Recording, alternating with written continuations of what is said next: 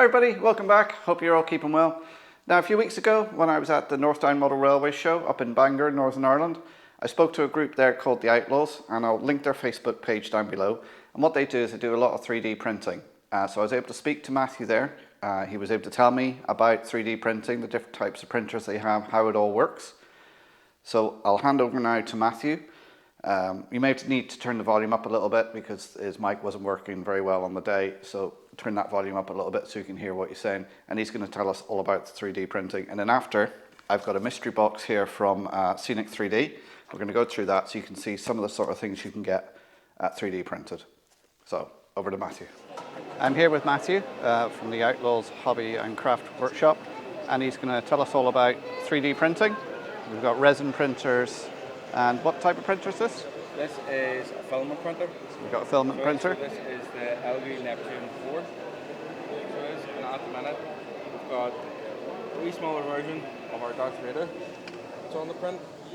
Its total print time will be around an hour and 30 minutes roughly. So it is on its way to being nearly finished. Okay. So it is. And then over here we got, these are resin printers, are they? So these are both LG resin printers. So this one with the green lid is a Saturn 4 that's hooked up to an air purifier. Then we've got its brother, the Saturn 4 Ultra. So there. So what sort of size objects can these printers? Essentially they can print any size. Yeah. If you're doing a really, really big print, you can slice the model in half or into different sections to make it fit. But if you want one set, the part to be in one piece, you're better off doing it in the filament printer. Right, okay.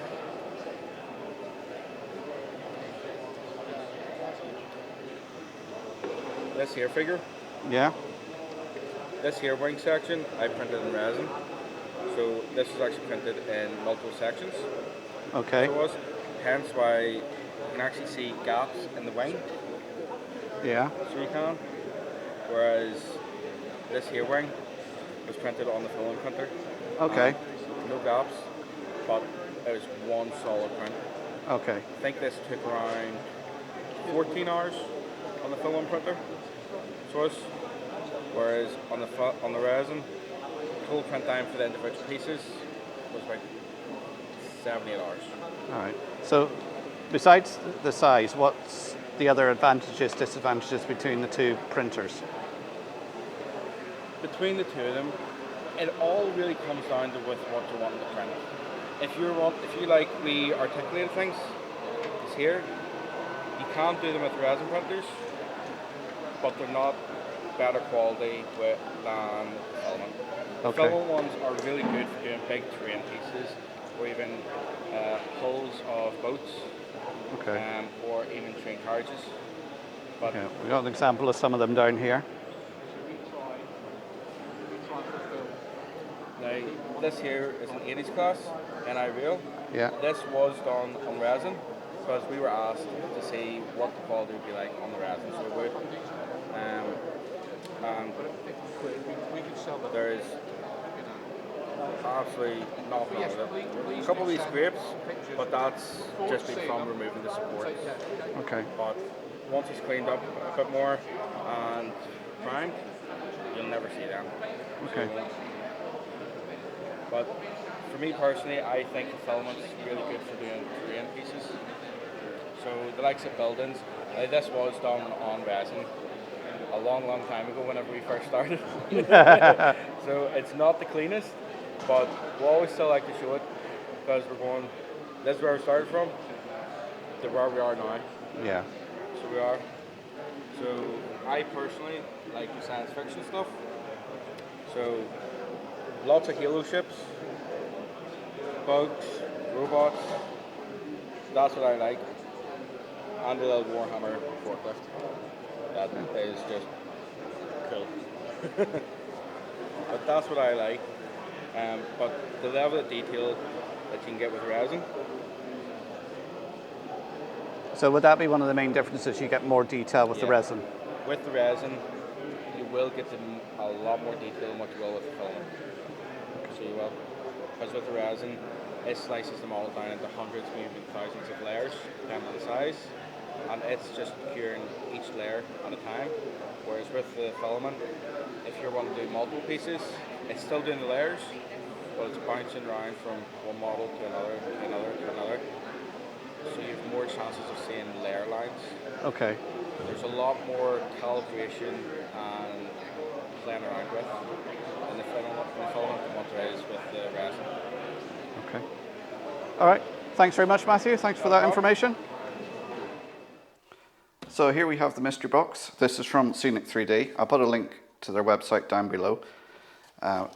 Jeff, who runs it, is doing these mystery boxes at the moment just to clear some stock out before he gets some new items in. This particular box was £30. So we'll have a look and see what we've got. So I'll pull it over to one side. First thing we got there are some chimney stacks. Now these can be used on your models. And you can see they've got different types in there. And you can see the detail on there is quite good. That's the sort of thing you can get with 3D printing. So we got a pack of those there. We've got some bigger ones there. Again, different types for the ridge and for going on flat roofs and sloped roofs. There we have some screw link fittings. This is the sort of thing now you'd put it in your engine shed, something like that. It's an added little feature to put on your model railway. And here we've got the old type phone booths. Who remembers those? And here we have some bollards, so they keep left bollards that you'd see on roundabouts and junctions. And then we have some concrete bunkers. And you can see the sort of detail they have on there with the hinges and everything on there. The little hatches. That's focusing on there. Again, we got some more screw links there, again, for detailing your engine sheds. Some more concrete bunkers. Wheelie bins. That's the great thing about 3D printing, is you can get all little things like this that really help add detail to your diorama, your model railway, whatever you're building, whether it's tabletop gaming. That is a great thing for all this printing. Here were some shopping trolleys. So if you're having a river scene or a canal in a city area, it's usually a shopping trolley sitting in it somewhere. Some more chimneys there, different sizes again. And here we have some livestock feeders. So those sort of things where a round silage bell will be put in the middle, or hay or something in the middle, and the animals can stick their heads through the gaps to eat it. And then finally we have a war memorial. So that's great for your centre of your town, your village. Comes complete with reeves. So I'll put a link to Jeff's site down below. I'll also put a link to Timber Surf as well. He's someone else who does 3D printing. You can contact him via his Facebook page. There's loads of people out there for 3D printing. Whatever you're looking for, you can probably get it 3D printed. So there we go, guys. I hope that answered some of your questions about 3D printing. If you've got any more questions, put in the comments down below. I'll see if I can get them answered for you. Big thank you to my channel members and patrons. Names will be scrolling along here.